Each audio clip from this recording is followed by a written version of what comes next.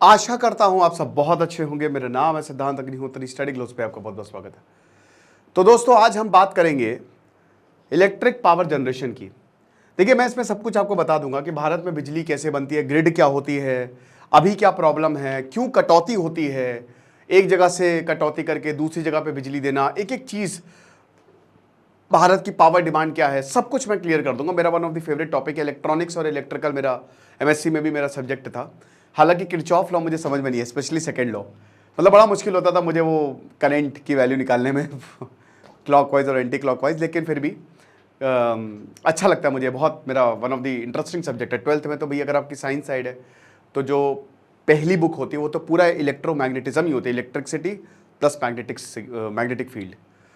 तो बात करेंगे हम, लेकिन उससे पहले मैं आपको बताना चाहता हूं कि जो सुपर स्टार है कर्नाटक के दर्शन, फैन को पीट पीट के मार डाला, कान काट दिए, जीभ काट दी, बहुत बुरी तरीके से टॉर्चर किया, उनके ऊपर ऐसा आरोप लगा। तो वो लेक्चर मैंने परसों क्राइम अफेयर्स पे कवर किया है, तो डिस्क्रिप्शन कमेंट बॉक्स में क्राइम अफेयर्स का लिंक दिया है, तो ज़रूर सब्सक्राइब करें। तो अभी हम बात करेंगे कि भाई देखो, हीट वेव की वजह से दिक्कतें हो गई हैं और पावर मिनिस्ट्रीज ने ये बोला है कि जो स्टेट्स हैं वो हाई अलर्ट पे रहें, क्योंकि दोस्तों सप्लाई बहुत ज़्यादा बढ़ गई है, टेम्परेचर हद से ज़्यादा है, डिमांड बहुत ज़्यादा बढ़ रही है, हीट वेव जो है वो अभी भी चल रही है। मॉनसून थम सा गया है मुंबई में आके, आगे नहीं बढ़ रहा है, एमपी तक तो आ ही गया है। मान के चलिए कि अभी 1 से 2 हफ्ता लगेगा, 30 जून तक मॉनसून पूरे भारत को कवर करेगा। आप इतना डेट मान के चलिए, तो अभी आप 7-8 दिन तो कुछ नहीं, आपको अभी राहत मिलने वाली है। तो पावर मिनिस्ट्री ने बोला है कि बेटा पीक डिमांड जो है वो बढ़ रही है, अलर्ट पे रहो। हीट वेव की वजह से एग्रीकल्चरल लोड, मैं चलो मैं एक चीज बताता हूं पहले, ठीक है ना। अब देखो, हीट वेव की वजह से एग्रीकल्चरल लोड बढ़ने वाला है। अब जो बिजली है एग्रीकल्चरल के लिए यूज होती है, सबसे ज्यादा इंडस्ट्रीज बिजली यूज करती हैं, कमर्शियल, उसके बाद रेलवे हो गया, हम जो सिविलियंस है वो बिजली यूज करते हैं, ठीक है। तो डिफरेंट यूसेज होता है बिजली का, हर कुछ बिजली से चल रहा है। बिजली ठप तो सब ठप इस समय। तो अभी जो पावर इंजीनियर्स हैं स्टेट और सेंट्रल यूटिलिटीज के, उन्होंने ये वार्निंग दी है कि ग्रिड आउटेज हो सकता है। अच्छा, ग्रिड क्या होता है? पहले ये समझो कि बिजली बनाई कैसे जाती है, ठीक है। बिजली कैसे बनाई जाती है? भारत में 80% बिजली कोयले से बनती है। एनटीपीसी है, नेशनल थर्मल पावर कॉर्पोरेशन, ऐसे हमारे थर्मल पावर स्टेशन है, न्यूक्लियर एनर्जी भी है, रिन्यूएबल एनर्जी भी, अलग अलग। लेकिन हमारे यहाँ जो बिजली बनती है वो कोयले से बनती है। फ्रांस में 90% बिजली न्यूक्लियर एनर्जी है, लेकिन हमारे यहाँ बहुत कम है, ये 10% से भी कम है। तो 20-80% के करीब जो है वो हम कोयले से जो है वो बिजली बनाते हैं। कैसे बनाते हैं? ट्रेन से कोयला जाता है, उसके बाद कोयला जैसे ही ट्रेन पहुंचती है तो ऐसे नीचे जो है वो चेम्बर टाइप का होता है, या तो पूरी बोगी को उल्टा कर लेते हैं डीकपल करके, एक मशीन आएगी बोगी को पूरा मतलब जो कैरेज है, ठीक है, जो कंटेनर उसको पूरा उल्टा कर लेगी, कोयला सारा नीचे चला गया। नहीं तो नीचे ना एक क्या कहते हैं उसको आप, मतलब एक खोलने की जगह रहती है, तो ऐसे खोल देते हैं तो सारा कोयला नीचे चला जाता है। उसके बाद कन्वेयर बेल्ट से वो आगे जाता है, एक बेल्ट होती है, कोयला आगे जाता है। अब कोयले को जलाया जाता है, आप समझ रहे हो। पहले कोयले को पल्वराइज्ड, मतलब एकदम पाउडर, जैसे हम पाउडर लगाते हैं ना, एकदम चूरा बना लिया जाता है, ठीक है ना। चूरा बना लिया जाता है ताकि एशेज जो है वो कम हो, वेस्टेज कम हो, ठीक है, हानिकारक मेटल्स जो भी वो सब खत्म किए जाए। उसके बाद उसको आगे भेजा जाता है। अब आगे जो है उसको भट्टी में डाला जाता है। मैं बहुत आसानी से समझा रहा हूं, टेक्निकल वर्ड्स बिल्कुल यूज नहीं कर रहा हूं, ठीक है ना। ये मेटलर्जी का पार्ट बहुत इंपॉर्टेंट। तो ये अंदर जाता है, ये उसके बाद भट्टी में डाला जाता है। भट्टी जो है, अब कोयले को जलाया जाता है, ठीक है। कोयला जलेगा, भयानक जलेगा, कोयला जलेगा तो राख निकलेगी, जो भारी राख है वो नीचे चली जाएगी, उसको सीमेंट वालों को दे दिया जाता है कि भैया तुम सीमेंट बनाओ। कुछ वेस्ट नहीं होता है यहाँ पे। जब भी आप पावर प्लांट पे जाएंगे तो बहुत बड़ा रिजर्वायर होता है, पानी, यही पानी मेन होता है। अब इस पानी को, बहुत बड़ी लेक टाइप की होती है, इस पानी को क्या करता है, जैसे मान लीजिए कि कोयला आया, कोयले को जलाया, राख निकली, ठीक है, बहुत तेज कोयला जला, भयानक तरीके से कोयला जला।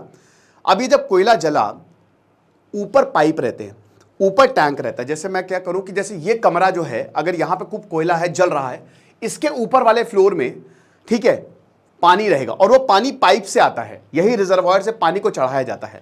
अब जैसे ही कोयला, फ्लाई ऐश जो है वो ऊपर उठी, ठीक है, कोयला ऊपर उठा, उसकी बहुत गर्मी होती है, वो जला, तो वो क्या करेगा, उस पानी को स्टीम में कन्वर्ट कर देगा, वो पानी को भाप में कन्वर्ट कर देगा। कोयला क्या कर रहा है? कोयला सिर्फ स्टीम पैदा कर रहा है।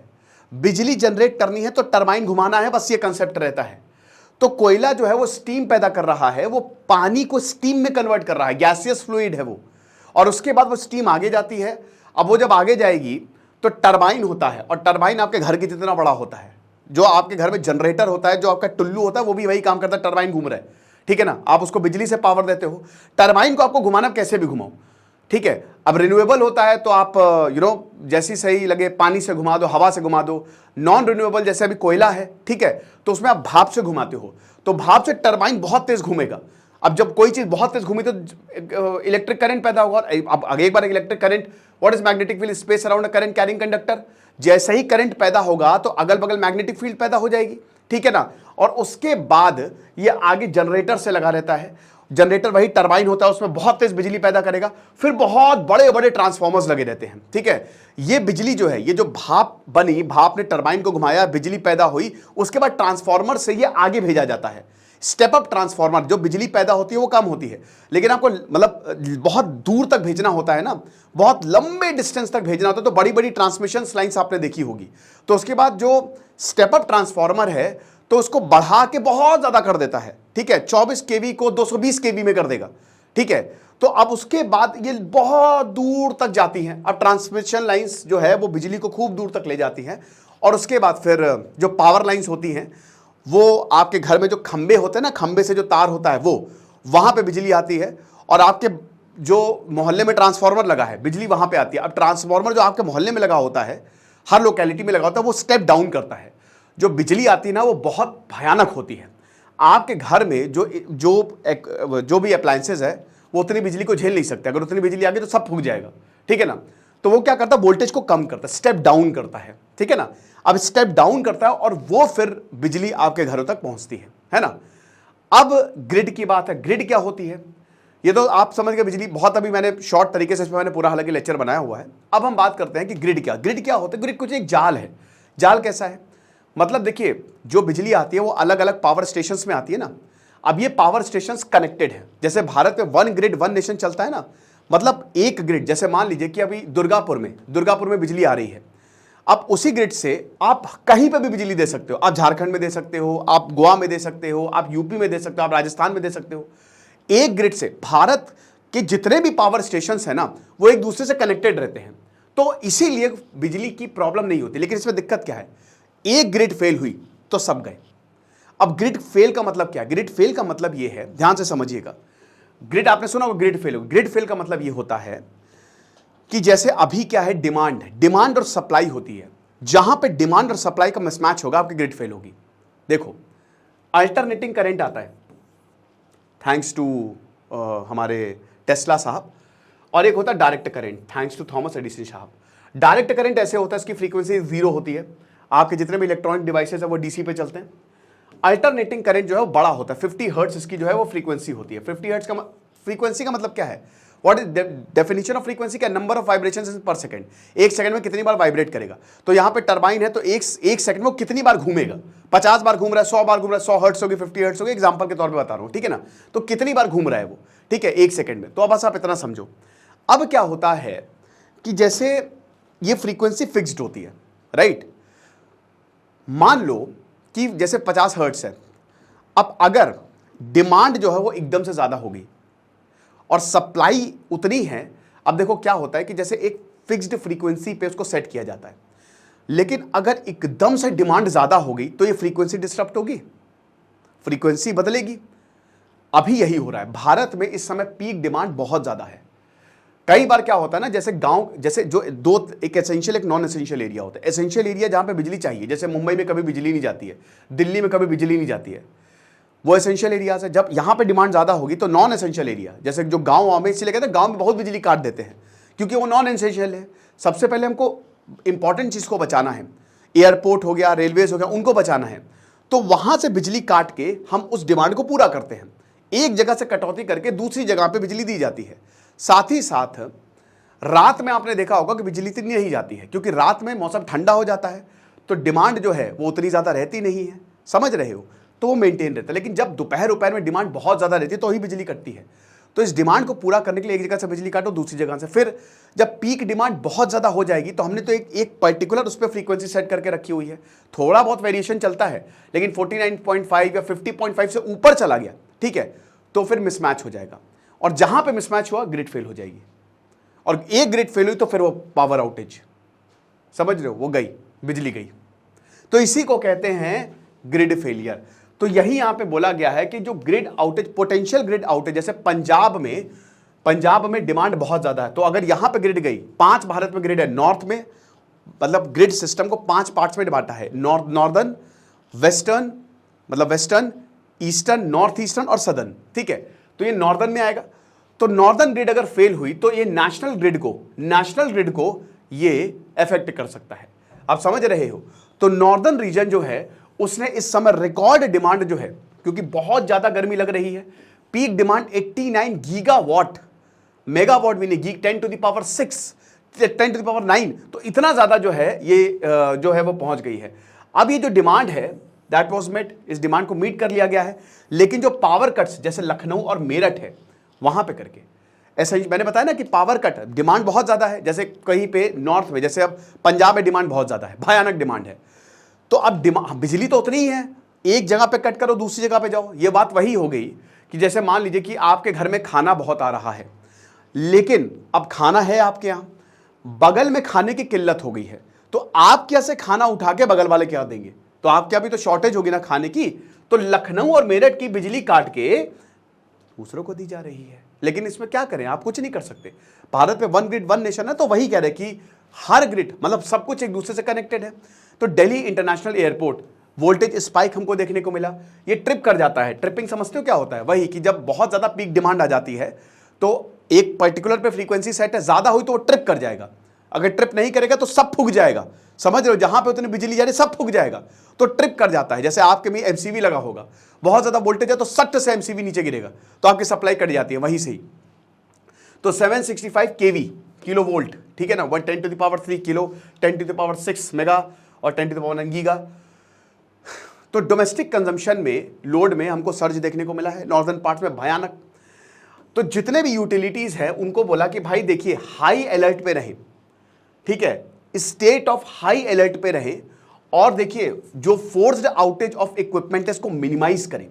डिमांड को मीट करने के लिए नॉर्दर्न रीजन जो है वो 25 से 30% पावर रिक्वायरमेंट नेबरिंग रीजन से, यानी कि नॉर्दर्न वाला साउथ वाले से भी कर रहा है, जो नॉर्थ वाला पार्ट है, क्योंकि नॉर्थ में बहुत भयानक गर्मी पड़ रही है, क्योंकि बाकी जगह तो मानसून आ गया है, लेकिन नॉर्थ वाला में अभी तक पानी नहीं बरसा है, तो साउथ से ले लिया, वेस्ट से ले लिया, ईस्ट से ले लिया, वहां से 25 से 30% डिमांड जो है।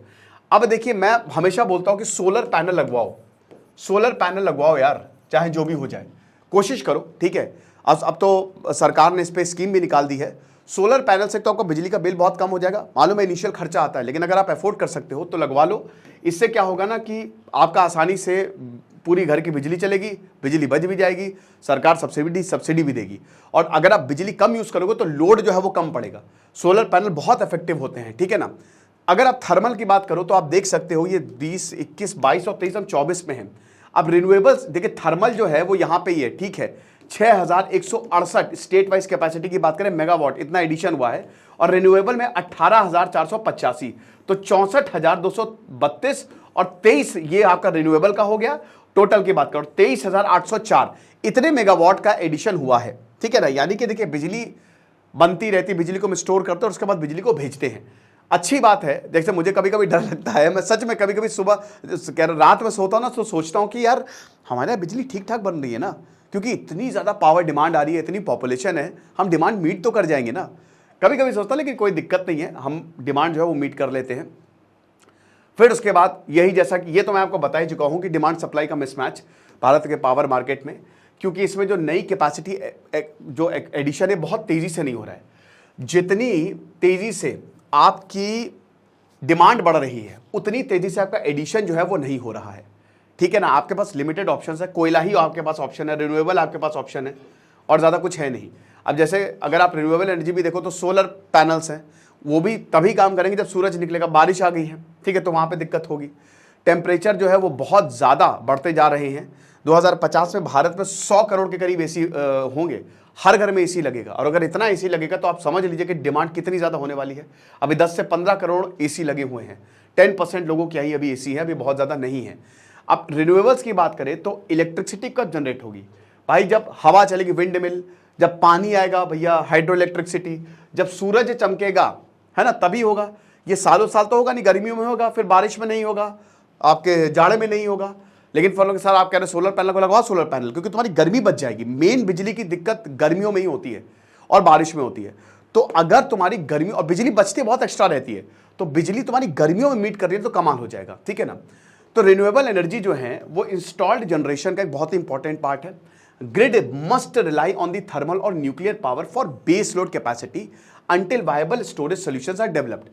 अभी ग्रिड जो है, अभी देखिए हमारे पास ऑप्शंस लिमिटेड है, तो जब हमारे पास ज़्यादा ऑप्शंस नहीं है तो हम इधर उधर नहीं भाग सकते। अभी व्हाट वी आर डूइंग, जो हम basically we are dependent on thermal, आप न्यूक्लियर को भी छोड़ दीजिए, बेस लोड कैपेसिटी के लिए we are dependent on thermal, ठीक है। जब तक सॉल्यूशंस डेवलप नहीं होते तब तक हम इसी पे ही डेवलप हैं। रिन्यूएबल भी छोड़ दीजिए, आप न्यूक्लियर भी छोड़ दीजिए, सब्सिक्वेंटली थर्मल को इंक्रीज करना, मतलब कोल और न्यूक्लियर जनरेशन बहुत ही एसेंशियल है ये इश्यूज में, इस इश्यूज को डेवलप करने के लिए, ठीक है। कहने का मतलब ये है कि जो रिन्यूएबल्स हमको नहीं मिल रहा है, कोयला बढ़ाओ, ठीक है, न्यूक्लियर बढ़ाओ, तभी हमको बिजली मिलेगी। मार्च 2020 की बात करें तो अभी देश ने लगभग 11,990 मेगावाट ऑफ थर्मल पावर ये जनरेट किया, ऐड किया बेसिकली, और रिन्यूएबल कैपेसिटी जो है वो 56,000 मेगावाट पे रही है। इतना अभी तक हमने ऐड किया है, ठीक है ना। प्रीवियस सिनारियो की बात करते हैं तो पीक शॉर्टेज क्या हुआ इस समय, मतलब सर्टेन ऑफ द डे, क्योंकि देखिए दोपहर में बहुत आपकी पीक डिमांड बढ़ती है, वह आप 12 बजे से लेकर शाम 5 बजे तक बहुत गर्मी रहती है, तो पीक डिमांड इसी समय होता है। तो जब लोड इंक्रीज होता है 1.39 गीगावाट 2018-19 टू 8.65 गीगावाट 2022-23, तो 3 साल के अंदर अंदर आप देख सकते हो लगभग 8 गुना लोड जो है वो इंक्रीज हो गया, ठीक है ना। देखिए क्योंकि कोविड-19 की अगर बात करें तो डिमांड यहां पे क्रैश हो गई, ठीक है ना, बहुत तेजी से, क्योंकि बहुत खाली घरों में ही डिमांड थी, ऑफिसेज बंद थे, रेलवेज बंद थी, सब बंद था। तो यहां मेन इंडस्ट्रियल है, इंडस्ट्री से बिजली, तो डिमांड इतनी आई नहीं, आप समझ सकते हो। 2023-24 में 3.34 गीगा, तभी ये 1.39 जो है वो दिख रहा है आपको आंकड़ा। 2023-24 में ये 3.34 गीगावाट तक गिर गई, क्योंकि समर जो है वो ठीक ठाक रहा। पिछले साल इतनी गर्मी नहीं पड़ी थी, ठीक है, अनसीजनल रेनफॉल भी हमको देखने को मिली, तो इतनी ज्यादा नहीं थी। लेकिन अभी इस साल 8.3965 पे हम खड़े हुए हैं, और ये बहुत ज्यादा होता है मेरे भाई। 8.65 गीगावाट, मतलब समझ रहे हो ना, ये आप समझ लो कि पिछले साल से ये 3 गुना ज्यादा है, क्योंकि इस बार भयानक गर्मी पड़ी है अल नीनो की वजह से। अभी पीक डिमांड जो है वो 250 गीगावाट तक अभी सस्टेन हीट वेव की अगर बात करते हैं, अगर ऐसा ही रहा तो रहेगी। फिर ट्रिपिंग जो है वो भी हमको डिफरेंट लोकेशंस में हमको देखने को मिलेगा। अब चांसेस देख लेते हैं। Grid disturbance occur when one or more power system elements trip due to mismatch. ये मैं समझा चुका हूं। जब भी मिसमैच होगा, डिमांड और पावर का पीक ज्यादा बढ़ जाएगा, फ्रीक्वेंसी गड़बड़ होगी, उसके बाद ट्रिपिंग होगी, यानी कि ग्रिड खत्म, फेल हो जाएगी, ठीक है ना, एकदम से। तो ग्रिड डिस्टर्बेंस जो है, लोकल पावर, जैसे मान लीजिए एक जगह ग्रिड फेल हुई, लखनऊ की ग्रिड फेल, तो पूरे लखनऊ की लाइट गई, समझ रहे हो। लेकिन कैस्केडिंग इफेक्ट हो सकता है, क्योंकि हर एक चीज दूसरे, यहां मैंने बताया ना, ग्रिड जो है ये जाल है, एक पावर स्टेशन दूसरे से कनेक्टेड है, ताकि बिजली की आपूर्ति को पूरा जा, अलग नहीं, आइसोलेटेड नहीं है, आइसोलेशन वाला सिस्टम नहीं है। तो इसका कैस्केडिंग इफेक्ट हो सकता है एक गई तो दूसरी गई तो तीसरी गई। पावर मिनिस्ट्री ने कुछ मेजर्स लिए ताकि ग्रिड स्टेबिलिटी को मैनेज किया जा सके। अभी अगर बात करते हैं जो कोल बेस्ड हम बाहर से मंगा रहे हैं, वो फुल कैपेसिटी तक चल रहे हैं, 15 अक्टूबर तक कोई दिक्कत नहीं है, यानी कि हमारे पास एडिक्वेट कोल स्टॉक है। और ये बोला भी गया कि अगर नहीं है तो इंपोर्ट करो, हम ऑस्ट्रेलिया चाइना से कोयला मंगा लेंगे। 15 अक्टूबर तक इतना, एक महीने 1.5 मिलियन टन कोयला हम लाते हैं, और एक महीने तक हम इसका स्टॉक लेके चलते हैं, मतलब हम एडवांस में बिजली बनाते हैं हमारे, ताकि अगर कुछ भी प्रॉब्लम हो तो हमारे पास वो स्टॉक रहे, ठीक है। साथ ही साथ idling gas based thermal power plants to remain operational June end and allowed the sale of surplus power produced from linkage coal in the market. जहां से भी बिजली आ रही है, जो गैस स्टेशन ऐसे भी पड़े हों उनको भी चालू करो, और बिजली दो। ताकि स्टेट्स जो हैं वो सरप्लस में रहें, कोई प्रॉब्लम ना हो। तो ये लेक्चर था, मैंने आपको बहुत सारी चीज़ें बनाई। आई होप आपको पसंद आया होगा, समझ में आया होगा। इसको शेयर करें और क्राइम अफेयर्स को जरूर सब्सक्राइब करें। खुश रहिए, पढ़ते रहिए। दिस इज सिद्धांत अग्निहोत्री साइनिंग ऑफ।